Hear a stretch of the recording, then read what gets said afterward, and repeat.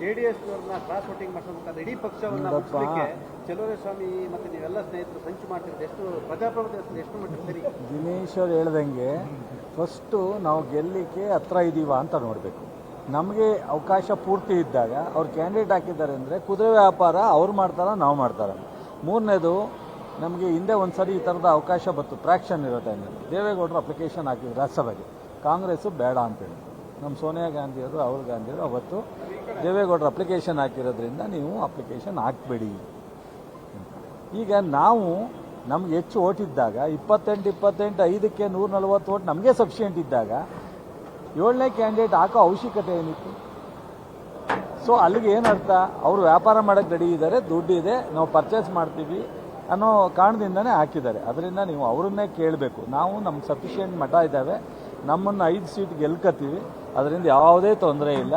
So clear ಕಟ್ಟಾಗಿ ನಾವು second preference ಓಟೇ excess ಆಗಿ ಮಿಗ್ತದೆ. ಅದರಿಂದ ಯಾವ ಪ್ರಾಬ್ಲಮ್ಮೂ ಇಲ್ಲ. ಈ JDS BJP ಕೇಳೋ ಮಾತನ್ನು ನಮಗೆ ಕೇಳ್ತಾ ಇದ್ದೀವಿ. ಬುದ್ಧಿಜೀವಿಗಳು ಲೆಟರ್ ಬರ್ತಾರೆ ರಾಹುಲ್ ಗಾಂಧಿ ಅವರಿಗೆ.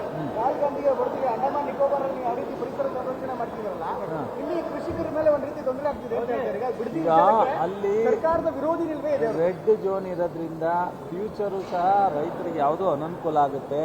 ಅಲ್ಲಿ ಈಗಲೇ ನಾವು ಹಿಂದೆ ಕುಮಾರಸ್ವಾಮಿ ಇದ್ದಾಗಲೇ ರೆಡ್ ಝೋನ್ ಆಗಿದೆ, ಇವತ್ತಲ್ಲ, ಅವತ್ತು ತೆಗೆದಿಲ್ಲ ಅವರು, ಇವತ್ತು ತೆಗಿಯೋಕ್ಕಾಗಲ್ಲ. ಮತ್ತು ಕುಮಾರಸ್ವಾಮಿನೇ 2006ರಲ್ಲಿ ಇದನ್ನು ಮಾಡಬೇಕು, ಡ್ರಾಪ್ ಮಾಡಿಲ್ಲ, ಮಾಡೋಕ್ಕೆ ಸ್ಟಾರ್ಟ್ ಮಾಡಿದ್ದಾರೆ ಅವರು. ಇವತ್ತು ರೈತರಿಗೆ DK ಶಿವಕುಮಾರ್ ಅವರು ಬಂದ ಮೇಲೆ 1 ಡಬಲ್ ಟ್ರಿಬಲ್ ಮಾಡಿ 2 ಕೋಟಿ ಮೇಲೆ ಕೊಡಲಿಕ್ಕೆ ಭಾಳ ಕಾನೂನನ್ನು ಹುಡುಕಿ ನಮ್ಮ DC ಅವ್ರ ಮೂಲಕ ಅದನ್ನು ಸಪ್ರೇಟ್ ಮಾಡೋ ರೈತರಿಗೆ. ಅಲ್ಲಿ ರೈತರು 70ರಿಂದ 80% ರೈತರು ಕೊಡಲಿಕ್ಕೆ ರೆಡಿ ಇದ್ದಾರೆ. ಕೆಲವ್ರನ್ನ ಪ್ರಚೋದನೆ ಮಾಡ್ತಾ ಇದ್ದಾರೆ. ಅಲ್ಲಿ ಬೆಂಗಳೂರು ಪ್ರೆಜರ್ ಕಡಿಮೆ ಆಗಬೇಕು ಅಂತ ಪ್ರಧಾನಿಯವರು ಹೇಳ್ತಾರೆ. ಮತ್ತು ಬೆಂಗಳೂರು ಸಿಟಿನ 4 ಕಡೆ ಡೆವಲಪ್ ಮಾಡಬೇಕು, ಸಿಟಿ ಮಾಡಬೇಕು ಅಂತಾರೆ.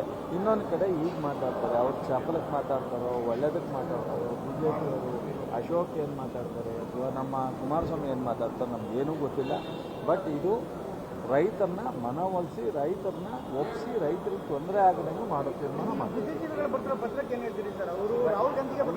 ಅಲ್ಲಿ ನೀವು ನೋಡಬೇಕು, ಬಿಡದಿ ಮತ್ತು ರಾಮನಗರದಲ್ಲಿ 100ಕ್ಕೆ 70% ಈಗ ಪ್ರೈವೇಟ್ ಲೇಔಟ್ ಆಗ್ತಾಯಿದೆ. ಎಲ್ಲ ರೈತರು ಲೇಔಟು ಕೊಟ್ಬಿಟ್ಟಿದ್ದಾರೆ. ಸೊ ಇಲ್ಲಿ ಇದು ಪ್ರೈವೇಟ್ ಲೇಔಟ್ಗೂ ಟೌನ್ಶಿಪ್ಗೂ ವ್ಯತ್ಯಾಸ ಇದೆ.